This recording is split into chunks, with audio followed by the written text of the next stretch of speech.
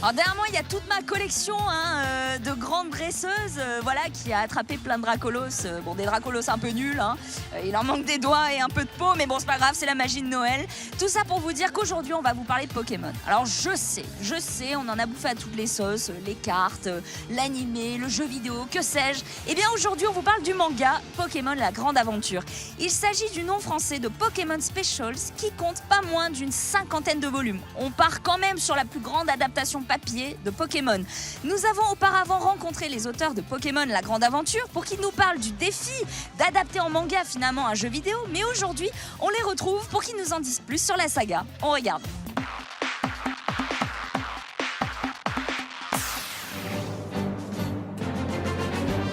Quand on parle de Pokémon, on pense forcément aux jeux vidéo et à l'animé. Mais l'univers des monstres de poche ne s'arrête pas là.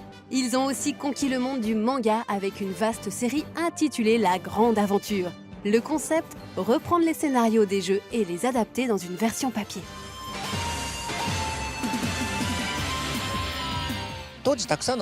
À l'époque, il y a eu pas mal d'adaptations de Pokémon en manga. Pour les petits, pour les grands, des mangas avec une histoire, des mangas à gags, certains pour les garçons, d'autres pour les filles et ainsi de suite. Celui que nous avons fait est très scénarisé et cible surtout les enfants de 10 à 12 ans environ.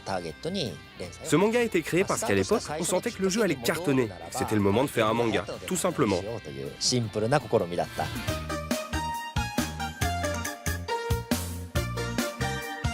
La Grande Aventure a fait partie des toutes premières adaptations des jeux vidéo avant même l'apparition du célèbre dessin animé. Dès le premier chapitre, Hidenori Kusaka, le scénariste de la série depuis ses débuts en 97, a réussi à donner une certaine indépendance à son œuvre. Il enrichit les jeux vidéo avec un côté un peu plus mature, voire parfois tragique. Au début du manga, nous n'avions pas beaucoup de points de référence.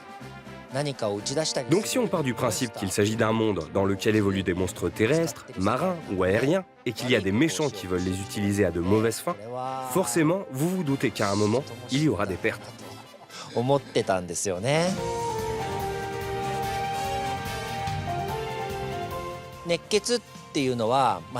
Le neketsu, en japonais, ça signifie avoir le sang bouillonnant, et c'est une chose très importante dans notre manga. Mais je pense que grâce à nos deux caractères, on arrive à faire une bonne moyenne.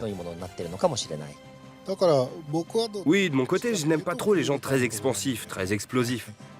Donc je dirais que moi, je m'occupe plutôt de tout ce qui est cool, de tout ce qui est serein, posé. Et pour ce qui est neketsu et emporté, c'est Monsieur Kusaka.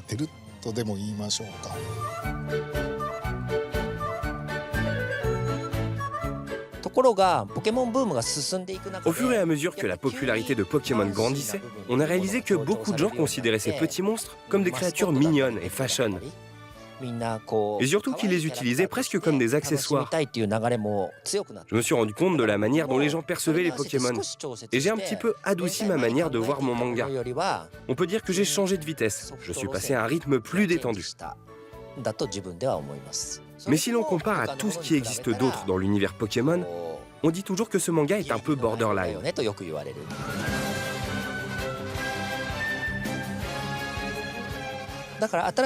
À chaque nouveau jeu, ça nous donne l'occasion de créer un nouveau chapitre et de nous lancer dans de nouveaux défis.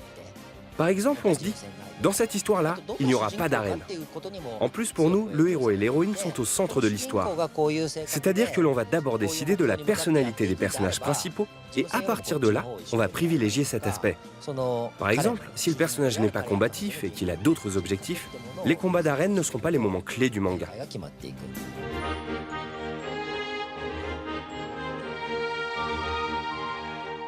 Pokémon La Grande Aventure est sans doute l'une des adaptations les plus fidèles à l'univers créé par Satoshi Tajiri. La série de mangas vient renforcer le monde des jeux pour le plus grand plaisir des fans. Il en profite aussi pour aborder des thèmes plus larges que la simple quête pour devenir le meilleur dresseur. On pourrait lui reprocher de laisser de côté les novices de la franchise, mais honnêtement, n'est-ce pas une espèce rare par les temps qui courent ?